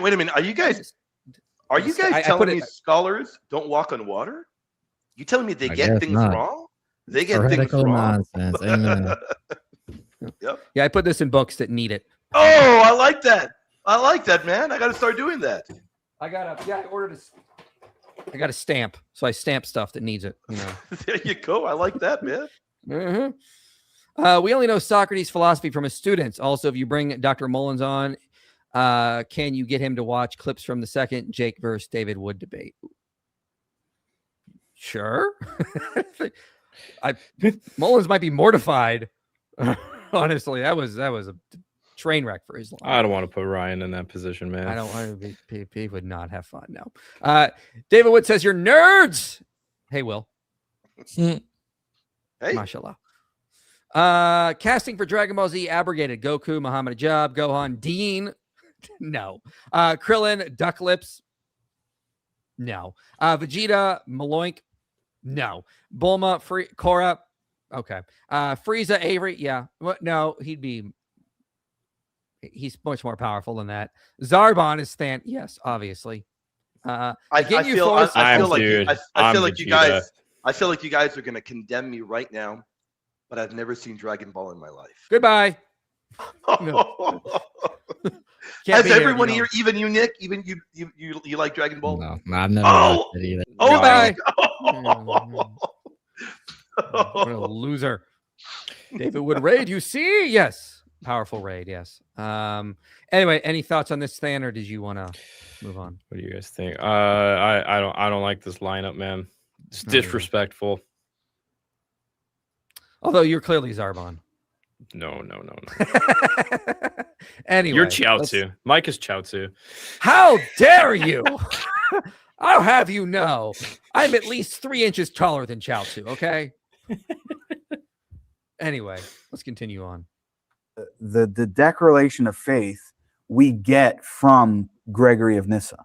Yes, and you're saying he attributes things in there. No, he's saying that it's from Gregory the Wonder Worker. Yeah, that's what I'm saying. What part of that does he say is from Gregory the Wonder Worker that contradicts what I just read? Okay, I'm confused. I'm not understanding. Okay, so you're saying that what Gregory the Nyssa attributes to Gregory the Wonder Worker contradicts what I just read about St. Gregory the Wonder Worker, right? No, that's not what I'm saying. So what was your point of bringing this up then? My point to you is that this text that you just read Why is it the case if that clearly, let's say for the sake of argument, is clearly teaching, and we'll even make it to the Trinity, right? Because he mentioned the word Trinity. If that clearly taught the doctrine of the Trinity, then why is Gregory of Nyssa, as many scholars believe, and let's say if you think it wasn't from him, maybe he got it from somebody else who made it up, but whatever the case is, scholars think it's a later second half of the 4th century creation. Why did Christians, whether you think it's Gregory of Nyssa or otherwise, why did they create this text in the Declaration of Faith and put it on the lips of Gregory the Wonder Worker if the passage that you just quote they would be familiar with clearly teaches the Trinity? That's what my question is. So again, the argument doesn't work. It's like extrapolating upon extrapolating. It's like, okay, so we assume Gregory of Nyssa has a fake quote. Somebody made up this quote. Mhm. Yeah. So why would that other quote be authentic if they're using this fake quote? It's a conjecture upon a conjecture is really what it is. Yeah. The hoops you have to jump through to say the Trinity is prior to Nicaea is absurd. So you have to assume that this quote is made up, entirely made up. Then you have to assume that the later fathers can't properly interpret Gregory the Wonder Worker, which Jake would disagree, giving his own reasoning using Augustine and Tertullian from earlier. And then you have to assume that because this other quote was made up, that therefore the other quote that Nick cited is also made up. It's conjecture upon conjecture upon conjecture. Yeah. Well, are you saying the Declaration of Faith goes against this? No, I'm not saying that. Okay, so you're saying, well, why does okay? So what would be the issue then with them quoting the Declaration of Faith and putting it on the lips of Gregory the Wonder Worker? Because if they had this text and they were aware of it and it clearly taught the Trinity, then they wouldn't have a need to do that. Well, they could. So just putting a Declaration of Faith in general doesn't mean just because you know that they have something else doesn't mean you can't write a Declaration of Faith. No, but why would you? It could also be that they thought both quotes were authentic and they just liked the Yeah. one. I mean, it still hasn't given evidence that they actually did this. That's why I'm so confused this whole time. So like he hasn't read anyone yet who is saying this isn't actually like that Gregory of Nyssa put on the lips of him. Like this hasn't nobody said that yet. So I'm confused. I think he knows that you had him on this particular point, so he's trying to. I don't know. This is a lot of wasted time, though, Jake. You know, Yeah. This is too much wasted time. That's If too. you That's lie, Jake. why would you? Mm-hmm. Lie and make it up. It's like it's the same thing with But what did they lie about exactly? Okay, I'll give you an example. It's the same example or a similar analogy with, and I don't know what your position is on the text. You think that 1 John 5:7-8 is authentic? I take to be authentic. Yeah. Okay, so you agree that most textual scholars don't. I agree. Yeah. Okay, so just for the sake of argument, so you can understand my analogy, not that you're granting the position, that the argument would be that if the New Testament, and this is what many scholars also say, if the New Testament clearly taught the doctrine of Trinity, then if 1 John 5:7-8 is a later forgery, why would they feel the need to inject that into Scripture if Scripture already clearly taught it? That's the analogy. Yeah. Okay. So I feel like that would be like saying why exactly. Well, I think first of all, it's kind of also assuming that they're injecting it in that it already exists, right? That it wasn't Gregory the Wonder Worker's words. We don't know whether it was or not because obviously, as you said, it's disputed whether or not these were ever Gregory the Wonder Worker's words. Yeah. It doesn't matter at this point. The later church fathers said he was a Trinitarian, therefore he was. Yep. Yeah. And using Jake's own reasoning, that's good enough. Yeah. So But I'm saying most modern scholars take that position, and I gave you some of the reasons why. But anyway, go ahead. yeah. So again, I feel like if we don't know whether or not it's Gregory the Wonder Worker's words, number one. Number two, they can insert things. Let's say it's true. Let's say it's really Gregory the Wonder Worker's words. Well, then they can still write this and say these things. Gregory the Wonder Worker said these things, and there would be no contradiction with him having another writing which clearly states the Trinity, because all they're doing is just adding in something secondary to it. I don't see the issue with having two sort of primary texts attributed to one person on this. No, but if it's a forgery, if it's not originally written by Gregory, and then you look into, well, what's the motivation? Why would they put this forgery? They wouldn't make this forgery if there were, let's say Gregory had 10 different texts that you could appeal to Yeah. where he clearly taught the Trinity. Nobody would come later on and make this up. They would, if they wanted to put something on his lips, people would say, hey, dude, why are you making this forgery when there's already all these other clear texts of Gregory saying that? That's what I'm trying to say. So, I mean, So that doesn't follow. That doesn't mean that the other quote Nick cited is inauthentic. Yeah. It's a lot of presupposing here. Like, just because the fact that if they already had this, they wouldn't need this. Well, I mean, I think, again, if there was good evidence that this text wasn't truly authentic, sure, but that's a lot of presupposing we're doing here. Yeah, way too much presupposing. Way too much presupposing. And like, again, like you wouldn't use this kind of reasoning for like we know that there are some works from church fathers that are like pseudepigrapha. Like there's like pseudo works attributed to church fathers. Like a lot of, like, take Second Clement. A lot of scholars think Second Clement is a forgery not actually written by Clement. Okay, let's just say for the sake of argument it is. That does not mean First Clement is now inauthentic, just because Second Clement wouldn't be. Yeah, and that's exactly the framework from which he's coming at it from. He's arguing like that. Doesn't make any sense at all. It does not follow. Like, Jake's reasoning does not follow at all. And I think Nick is right. He just didn't realize this was a quote that was available. Didn't know what to do about it. Yeah.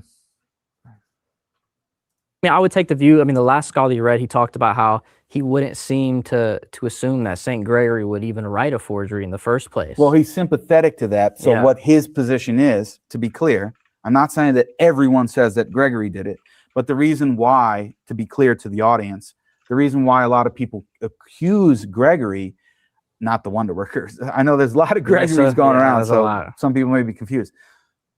The reason why people accuse the 4th century Gregory is because that's where the initial work survives from. Yeah. Okay, so that's why he's initially the one accused of it. But because these authors that I just read from, Simonetti, who I just read from, is sympathetic to the fact that, well, Gregory wouldn't do this. This kind of seems bad. Like, why would Gregory do that? So he's just saying, well, it is a later 4th century invention that maybe Gregory inherited or got from somebody else, and he was the one who composed it, but he's not the one who like maliciously did it. But okay, so this also works against Jake. So you have the alleged inauthentic quote, which we don't agree, and the real quote that Nick cited. Let's just say Gregory of Nyssa inherited both, thought they were both authentic. Okay, so he's going to use the one that Jake is disputing. That does not mean the other one is inauthentic. He may just been like, I got 2 great quotes here. I'll just use this one, not realizing, according to Jake, it's inauthentic. So he wouldn't need to use the other one that Nick cited. But that's that other quote Nick cited is still authentic. None of this reasoning follows at all. It's just crappy. Yeah, and if I just want to add very briefly, I went silent for a moment because I went and I opened up a work that is not disputed by anyone. Jake, if you dispute this, I'd love to see where you get it disputed.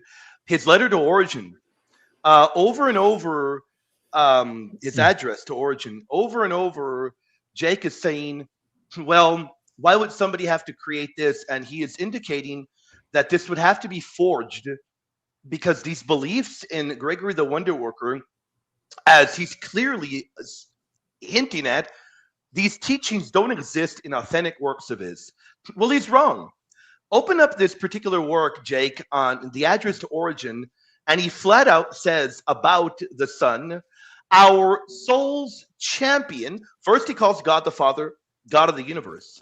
Then to the Son, the champion and savior, first begotten word, pilot of all things. That means creator. He is the creator of all things. He's placing all things under his creative agency. In that very same work, he says, he is the truth, both the wisdom and power of the Father of the universe himself, and is also with and in him and united to him completely. So much for this theology not being found elsewhere in Gregory the Wonder Worker. It most definitely is. So we can find it elsewhere in Gregory the Wonder Worker. Saint Gregory, why are you arguing that somebody would need to forge this if you find this already in works of his that are not contested? He calls him Savior, first begotten word, creator of all things, pilot of all things, wisdom of the Father, only begotten, I mean, I can go on and on, Jake. The fact of the matter is, Jake, this theology is in works of St. Gregory that are not contested, so nobody would need to fake it to create something that he never believed in. Mm-hmm. So for those that That's a just great point. joining, those just joining from Got Logic stream that just ended, we're talking about how the early church taught the Trinity. This might be a good place to segue to talking about Irenaeus, because Irenaeus, early church father, taught about the Trinity as well. You guys discussed him a little bit. Yeah. Let's jump to that. I think it's 5930. This is an interesting admission from Jake. Just a very obvious case of subordinationism, similar to. And again, I still don't understand how Jake is still arguing Justin Martyr is not a Trinitarian, given when you debated him, William, you pointed out his language was very Trinitarian. Very Trinitarian. Very Trinitarian. Come on, he's still repeating the same old arguments. Jake, you didn't learn from the last debate? You didn't learn? Nope. Anyway, let's continue on. Similar to Justin, but I don't think that that's exactly the case. So I grant some of the passages that you mentioned. I think you mentioned one at least. Yeah. But I think what's happening with Irenaeus is a bit more complex, is that he's writing at a time period where he actually quotes or references from people like Justin and others. Mm-hmm. And he doesn't have, there's one of two things. Either he doesn't have in mind a lot of the questions that we would be asking now, Mm-hmm. or from the 4th century onwards. I agree. A lot of the early church fathers were not answering or asking the same questions that we're asking, or in a post-Nicene world. That doesn't mean they weren't Trinitarian, though. Yep. Yeah, come on, Jake. You know better. It's like arguing. Well, hey, hold on. This church father, he didn't defend in this particular writing the dual natures of Christ. Well, what are they arguing against? Who are they debating? Who are they battling against? Think about that, Jake. Think about that. Whatever their writing is, whatever they're saying it'll depend on what kind of heresy they're fighting and combating. Hold up. No better. I got to correct this.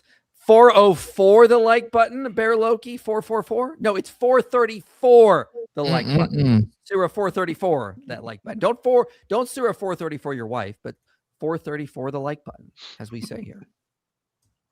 Or he just doesn't really care too much about them. He doesn't want to get involved in them too much.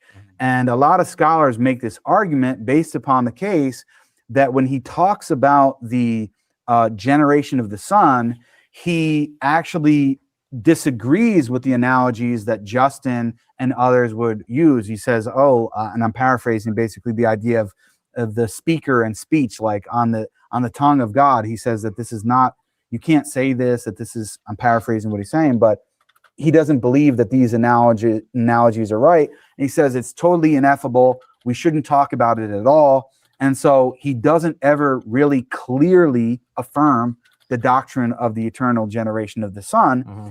He just kind of leaves it utterly mysterious.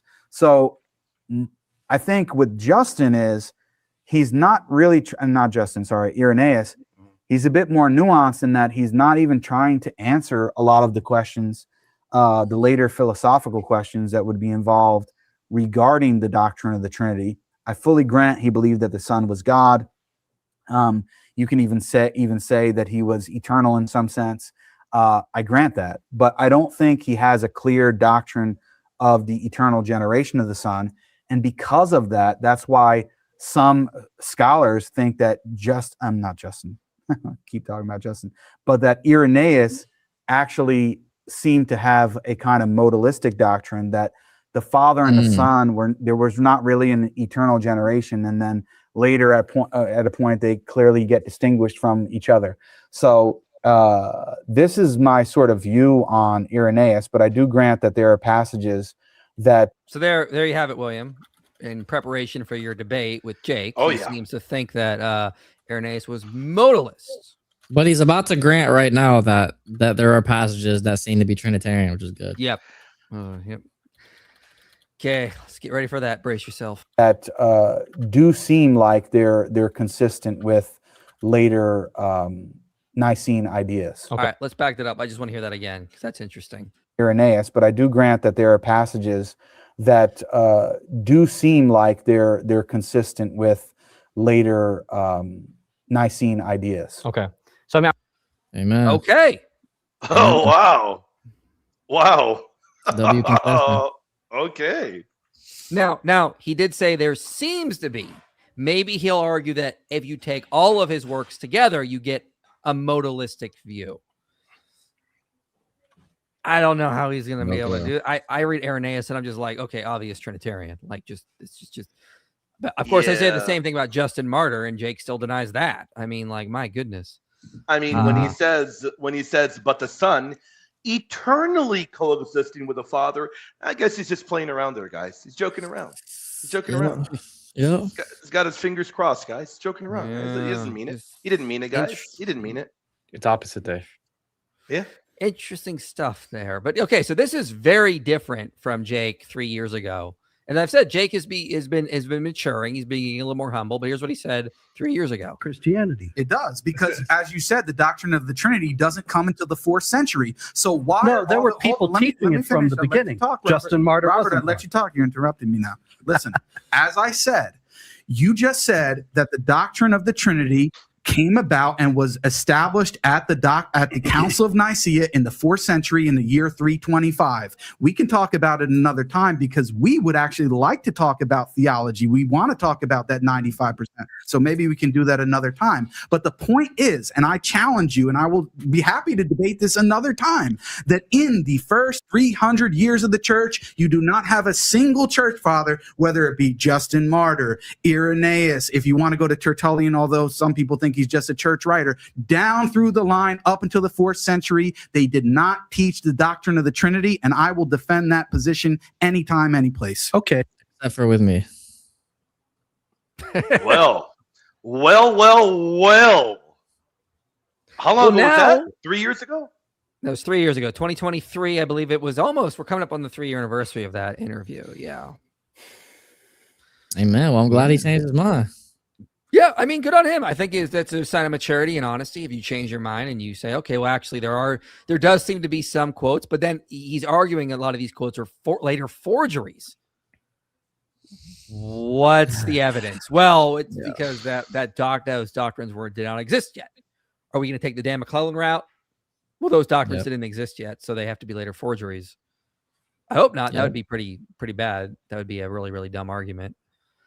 But yeah, so you mentioned Irenaeus, Gregory the Wonder Worker. What was the other person you brought up in the debate, Nick, that you argued? Hippolytus of Rome. Hippolytus of Rome, yeah. I mean, like, yeah. Oh, my goodness. It seems like there's just, I do not understand how you cannot look at these church fathers and come away with Trinitarian theology. Yeah, there was not any good answer to literally any of them, any of the fathers that I brought up. And remember, guys, if you debate Jake, remember what he said in his debate with Than. It's at like 135 time marker, about like 135 in. You can use Augustine to better understand what Tertullian was believing. Wow. Can you guys name any of the post-Nicene fathers that said Justin Martyr, Irenaeus, Tertullian, Origen, Hippolytus, Gregory the Wonder Worker were not Trinitarians? Nope. No. Not at all. There's no way. According to many of them, they were explicit Trinitarians. Oh, yeah. When they're bringing them up. They're quoting them, alluding to them, referencing them. Okay. Using Jake's own reasoning, we can say the ante-Nicene fathers were Trinitarians. Checkmate. Amen. Yep. I don't know. I don't know what to do at this point, ladies and gentlemen. Let's do the super chats here. I love how Muslims use the sort of historical methodology, but wouldn't touch Islam with a million miles of it. Epistemic insincerity. Yeah. That's interesting. You use the historical methodology on the hadith. It's gone. The sunnah is just thrown out. You can't trust anything. Right. I mean, you read Joshua Little, Sean Anthony. They're like, yeah, these hadith are just garbage. And Trash. even Yasser Qadi was admitting that he can't use hadith. He can't use Sahih al-Bukhari in academia. He's got to use different arguments. Ehrman argued that 2 Peter is 2nd century because it refers to Paul's writings as a collection, implying a period long after Paul died. Thoughts? So again, Paul's writings were in existence very early on. So that's not a good argument in and of itself, because Second Peter, for example, can just be referring to Paul's writings. I don't anything you want to add, Than, or anybody? 1 second. I'd have to see exactly what Ehrman is arguing, because this seems a little underwhelming of an argument, and I'm willing to bet Ehrman's probably trying to say something else. He probably has like a philological argument for something like that, but oh well, another thing is now it's opening up the text in Second Peter. It says Paul wrote to you, and then refers to all his letters. I mean, it doesn't say that there's a completed Pauline corpus. That's one thing that I can think of. That's true. It doesn't say that. It can simply mean the letters of Paul known to Peter and that particular audience. So I don't think that's I don't think that's a very good argument. Yeah, I'm trying to figure out where Ehrman said this. I don't know. I would like your thoughts on the royal we in the Quran. Why the confusion? There is no royal we in the Arabic language, and that can point to the Trinity. Yeah, I did a whole video on this a year ago. So, for example, okay, this does not work. This is another error in the Quran. So, for example, a royal we, a king will use the royal we when he's speaking on behalf of his cabinet or people or officials. So you don't just use a royal we without having some sort of like group or assembly behind you that the we is being referred to. Like, we are opening the museum. We are declaring war on France, this kind of stuff.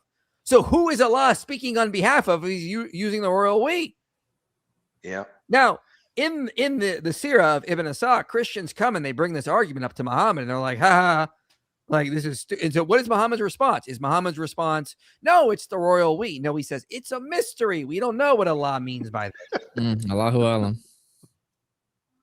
Okay. So no, it's just one of those mysteries of the Quran. In fact, that was the reason Surah 3:7 was revealed. Some verses of the Quran are elusive, contradicting all the times the Quran claims to be clear. So Christians caused that. Way to go. Interesting point there. But if the other point to bring up is if it's more majestic, better to be a we, is Allah admitting it's better to be a Trinity?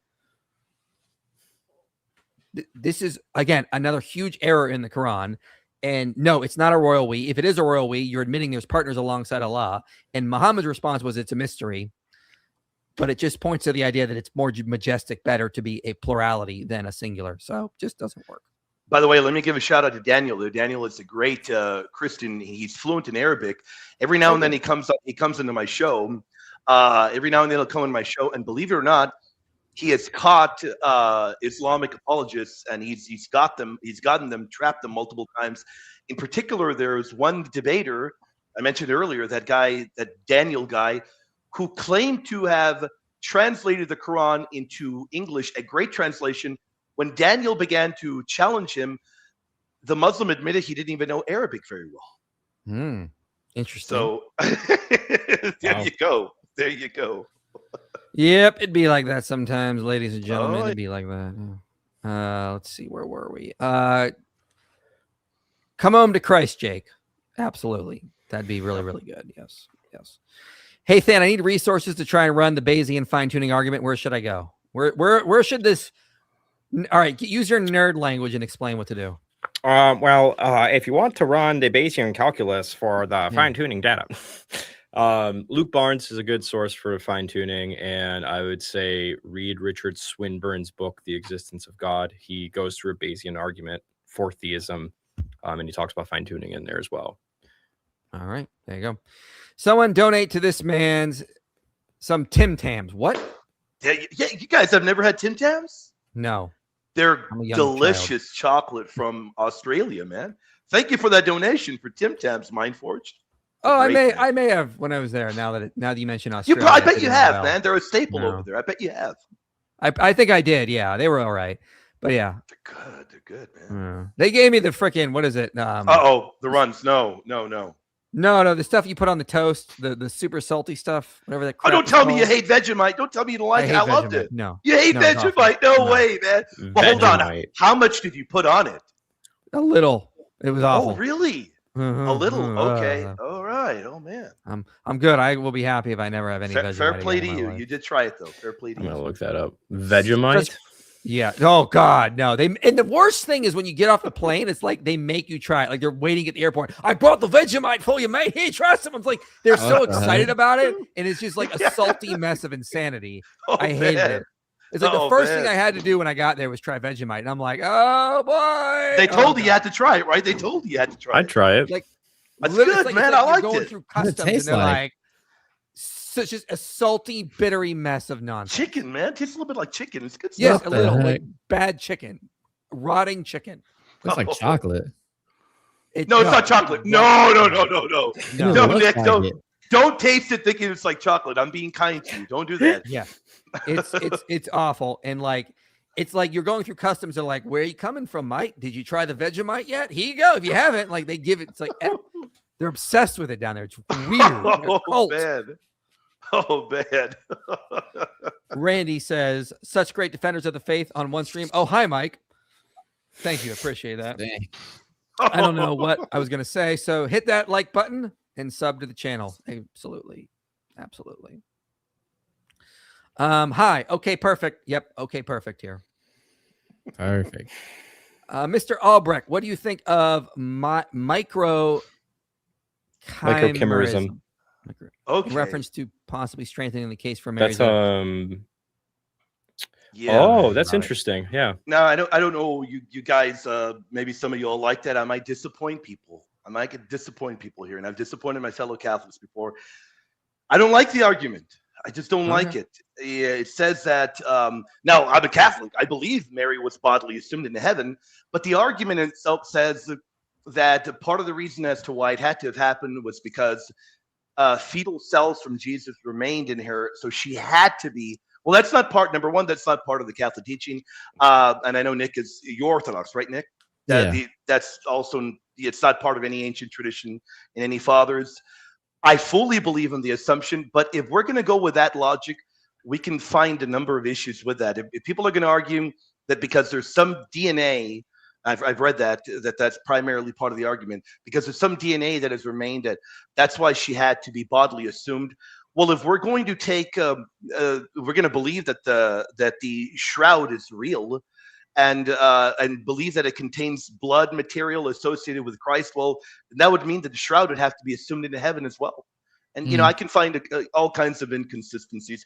I believe she was bodily assumed at the end of her earthly life. I fully affirm it. I just debated it on Pipes with Aquinas, but I don't think the microchimerism argument is needed for that.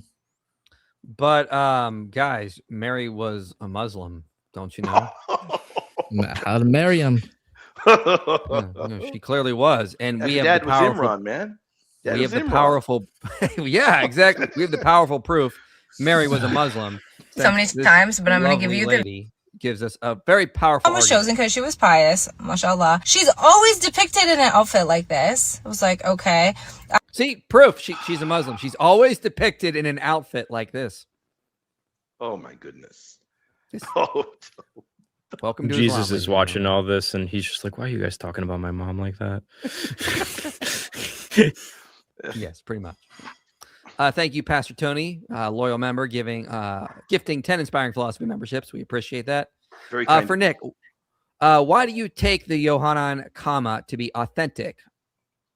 It doesn't appear in the Greek manuscript until the late Middle Ages. I mean, I think the fact that it doesn't appear in late manuscript doesn't matter because we have like early quotations from it. Like one of the earliest, for example, is Cyprian of Carthage. Cyprian of Carthage clearly quotes 1 John 5:7 early on. And so I think that because we have early quotations, it clearly existed. So obviously we just don't have that specific manuscript of it that survived long enough. But yeah, so if someone quoted it, obviously it had to exist. They're quoting something. Mike, do you think there's meta-analysis data that proves fine-tuning to be true? Well, we're mixing categories here. I cited meta-analyses in sociology. I'm not aware of any meta-analyses that would be published in physics specifically on fine-tuning, and they wouldn't even be arguing it's true, which would be a philosophical inference. All right. So I think we're mixing sociology, physics, and philosophy here and all that, and I just don't think that works. So yeah, no. Is that the same dress in all the debates? I think he's referring to Jake's attire. Yeah, he is. I see. Yes. I don't know. Is it? I doubt it. I certainly hope not. I hope not to. I hope not to. Regarding the fathers, properly means regarding the fathers properly. Ooh, you're going to expose Mike, man. Remember, Mike is Catholic, right? You're like Catholic Protestant, man. You're going to expose Mike here, man. But Mike really is part of like all these different faiths, man. Like 5 to 7 different ones, man.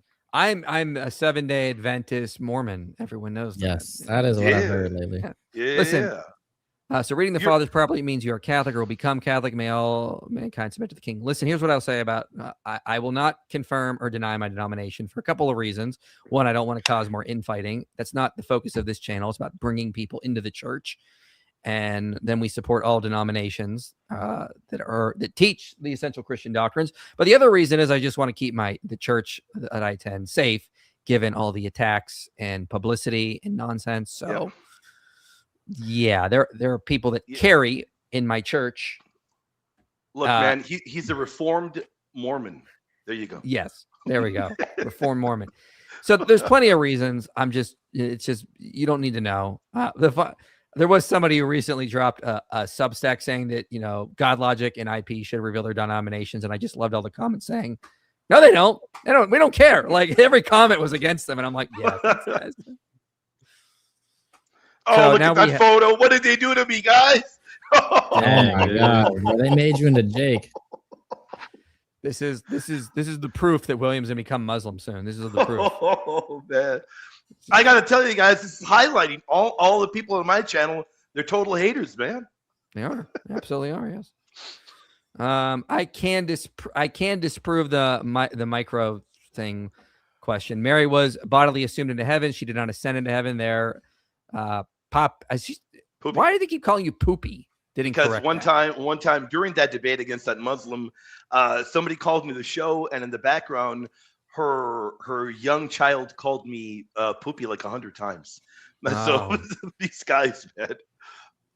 Yeah. So I want your thoughts on Muhammad not making any miracles. A Muslim replied that the Bible said John didn't make any signs and is the greatest prophet. Okay, so yeah, I can address this. So what are they referring to? Okay, here's the thing. So I think it's Matthew 11:11. Let me pull up the verse here. I think it's Matthew 11. I see Muslims using this all the time.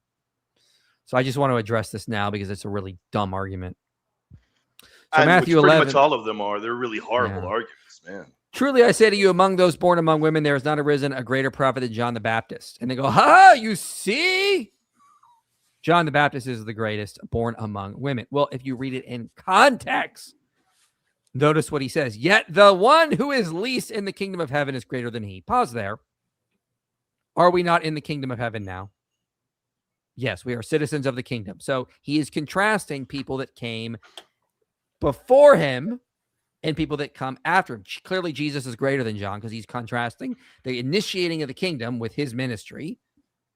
And we just see this. For the days of John the Baptist until now, the kingdom of heaven has suffered violence, and the violent take it by force. For all the prophets in the law prophesies until John. If you're willing to accept it, he's Elijah who's to come. So clearly you see a dichotomy here. Jesus is contrasting the prophets prior to him, and John was the greatest of them, with the prophets after.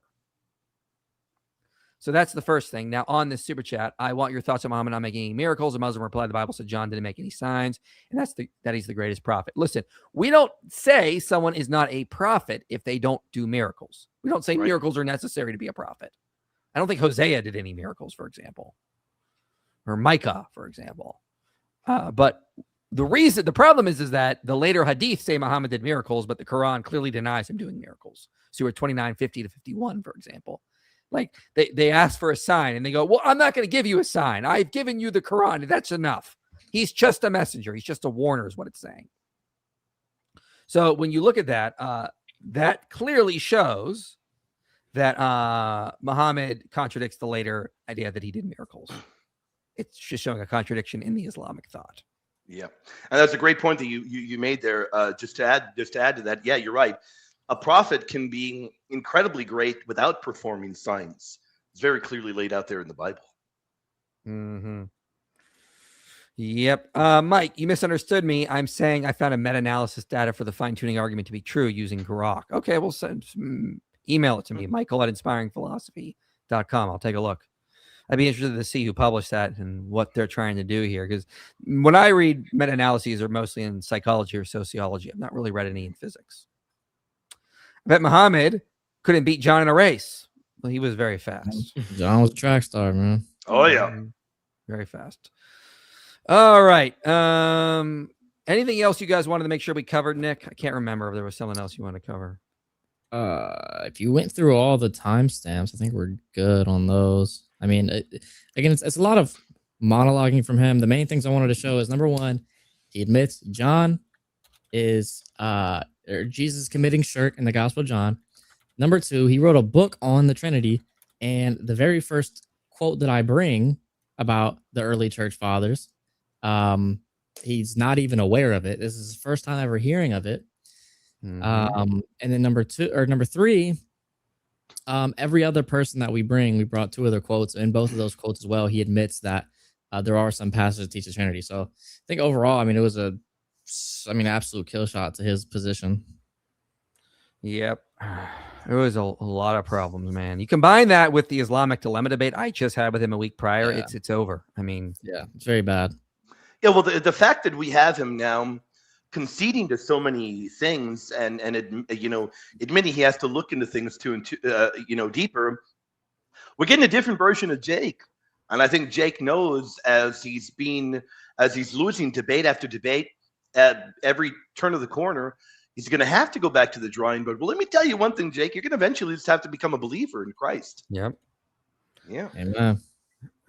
Yep. And we will welcome you with open arms. Don't you worry. Oh yeah. Look at Joe Schmidt. He just became a Catholic. So yeah, absolutely. Amen. Jesus is the Messiah. What's the point of a future prophet prophesying? There's nothing left to reveal. Islam and Christianity can't intersect. There's no reason for any revelation after the apostles died. There's none. No public revelation, that is. So yeah. Right. It doesn't even matter. Sorry. What were you saying, William? Yeah, no, I was going to say it's a great point, Daniel. And you don't just have further revelation that is kind of ongoing. That's not all you just have there, Daniel. It's a great point. But rather you have this new so-called revelation that really does contradict so much of earlier revelation, of divine revelation, revising central teachings that were followed and believed for centuries after centuries after centuries, denying the divine sonship, rejecting the Trinity. So yeah, even if Muhammad got certain things right that overlapped, he made a lot of errors. So it isn't a matter of just, revelation ongoing. It's a matter of revising certain revelations and making just embarrassing blunder after blunder. It is a false religion. We're just calling it for what it is. Yeah, it doesn't matter. Muhammad's a false prophet. Even if revelation can come after the New Testament, it can't be Muhammad because he contradicted. He contradicted so much in our scriptures. I mean, like 1,000%. I don't know how to explain this to Muslims over and over again. It's just like there's no way he can be a prophet in line with the previous prophets, given how much he contradicted it. And the elementary errors as well. Am I right or wrong? Oh yeah, elementary errors he makes. Yeah, that, and it's like he's claiming to be in continuity with the prophets. What's his evidence? Trust me, bro, I just am. Well, we read all the prior prophets and you're not in line with them. Well, but I am. Those were corrupted, as Muslims will later tell us. It's like, this is stupid. It's a trust me, bro, religion. I can't, my goodness. We don't have that. We have multiple authors, apostles, men who follow them, prophets. I mean, we have a corpus for a reason. We're not just getting this from one guy. Muslims are literally getting all their info through Muhammad. We're not. They'll try to say, well, you're getting it from Paul. No, we have Matthew, Mark, Luke, John, Paul, Peter, Jude, James. I don't know what to do, man. I don't know how anybody could think this religion is true. It's the most obvious false religion in history. Will you be having Schmidt on sometime soon? Yeah, ideally next week. That's the goal. Yeah. So, excellent. All right, so I have linked William in the below as well as Fearless Truth. Be sure to subscribe to them both. Anything you guys want to say before we go? Nick, you go first, and then William, you can go. I don't have much. I mean, I guess, hey, if y'all want to support the channel, subscribe. I have a Patreon you guys can join if you want to learn more content. It's linked in my bio. Also have a Give Butter if you guys want to donate there. But I mean, I appreciate all y'all for tuning in and watching the debate. Hopefully, you guys were able to learn some good stuff. Mm-hmm. What it not on Mike? A decade right now. A decade right now. I'll do it on my channel when I go live later on. I'll do it on my channel. Thank you for the super chat, James. Just to add for everybody here, they had a great time. This is my first time that I was here with the brother over here, Nick. Nick, I want to say congratulations. Great job in the debate. Thank you. Great job, joining the list of how many people that have defeated Jake, but now you're in the list. Great. Yeah. And then great meeting you. This is great. You too, and Mike, man, glad to be back with you, man. We gotta do it more often. Got to do it more often again. Absolutely. Absolutely. All right. So be sure to subscribe to the guests here. I will be live Thursday with Jerome. That is Sig. He's been wanting to come on the channel for a while. We're do a call-in show with Muhammad in the Bible. Muslims call in, show us where Muhammad is in the Bible. Spoiler, you won't be able to do it. There's nowhere Muhammad's in the Bible. But let's see what they got. So that'll be Thursday. Yeah, we'll see you guys next time. Stay tuned. What are you doing? What are you Christians doing? What are you doing? You make me sick. I make me sick. We should all be sick. People are dying. I'm getting bombed. What's wrong with you? There's a link in the description. Click the link. Donate now. You have micro penis. Anyway. You made it to the end of this video, which means this message matters to you. If you want to see more content like this reaching people for Christ, you can help make it happen. Your support makes these videos possible. Click the link below and donate today. And if you want to go even deeper, consider joining our Patreon community. You'll get early access to videos, behind-the-scenes content, and a place to connect with others passionate about this mission.